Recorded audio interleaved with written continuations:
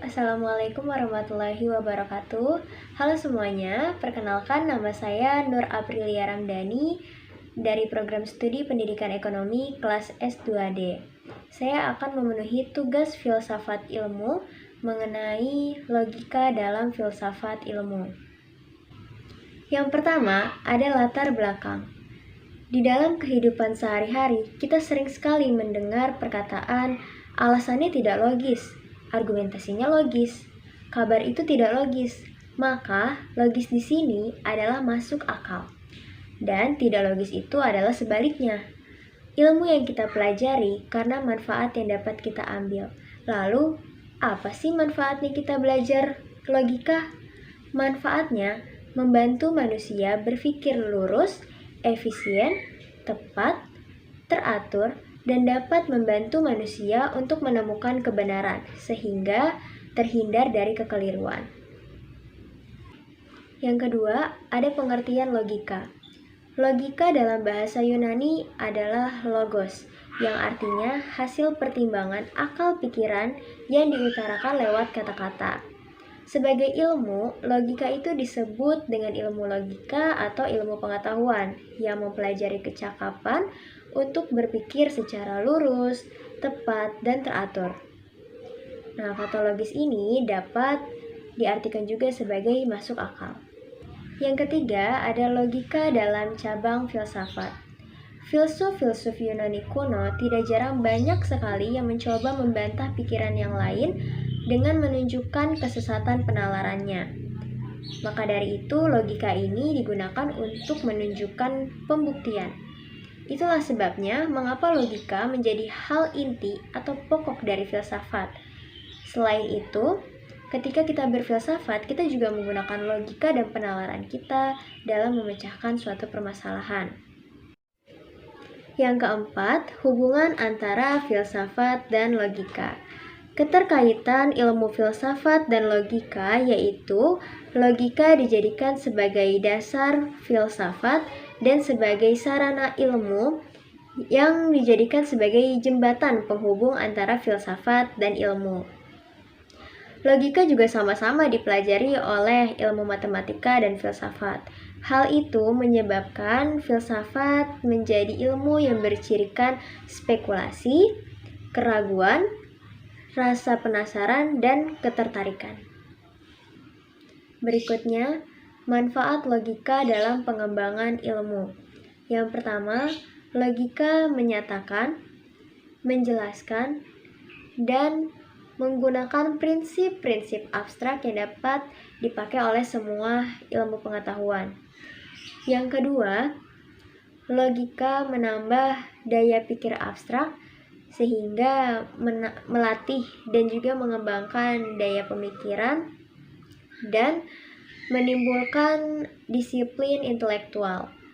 Yang ketiga, logika mencegah kita dari kesesatan yang kita peroleh melalui prioritas, emosional, atau prasangka. Yang keempat, logika membantu kita untuk berpikir sendiri dan tahu mana yang benar dan mana yang palsu. Yang kelima, logika membantu kita untuk dapat berpikir lurus, tepat, dan teratur. Lalu ada macam-macam logika. Yang pertama, logika alamiah, yaitu kinerja akal budi manusia yang berpikir secara tepat dan lurus sebelum dipengaruhi oleh keinginan-keinginan ataupun kecenderungan-kecenderungan yang bersifat subjektif. Contohnya, ketika seseorang mengantuk, maka dia akan ingin tidur. Ketika seseorang lapar, maka dia ingin makan. Ketika seseorang haus, maka dia ingin minum. Yang kedua, ada logika ilmiah. Logika ilmiah yaitu memperhalus, mempertajam pikiran serta akal budi. Nah, atas bantuan logika ilmiah, itu membuat akal budi manusia lebih berpikir secara lebih tepat, lebih teliti, lebih mudah, dan lebih aman. Contohnya, manusia lebih berpikir secara cermat, teliti, efisien, dan sistematis. Yang ketiga, ada logika kodratiah, yaitu akal budi dapat bekerja menurut hukum-hukum logika dengan cara spontan.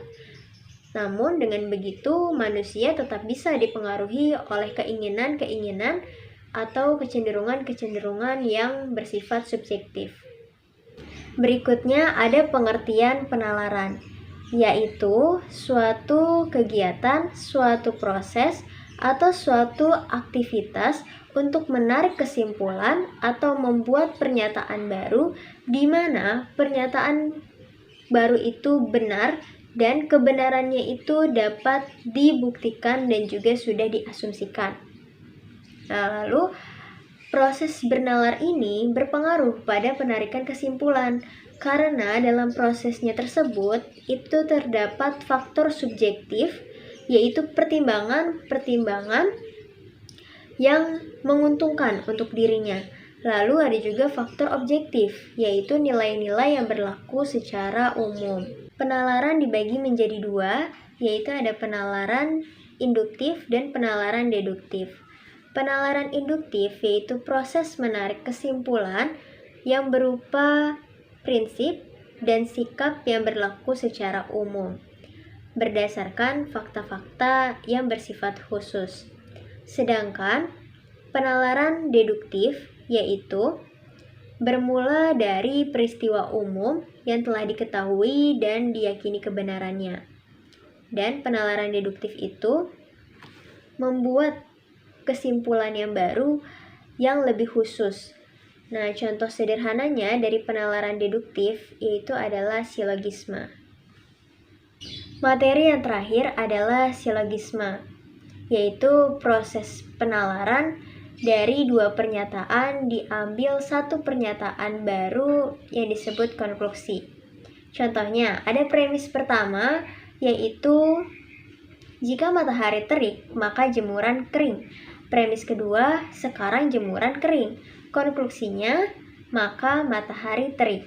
Disitulah disebut silogisme, karena membuat pernyataan baru yaitu konklusi. Kesimpulannya, dalam mempelajari suatu nilai kebenaran, manusia dituntut untuk memanfaatkan wahana berpikir yang dimilikinya. Dan manusia harus bisa memposisikan dirinya di posisi kebenaran. Hal yang harus dilakukan manusia adalah menempatkan penalaran, karena penalaran sebagai salah satu cara untuk menemukan kebenaran. Sekian video presentasi dari saya, kurang lebihnya mohon maaf. Wassalamualaikum warahmatullahi wabarakatuh. Terima kasih.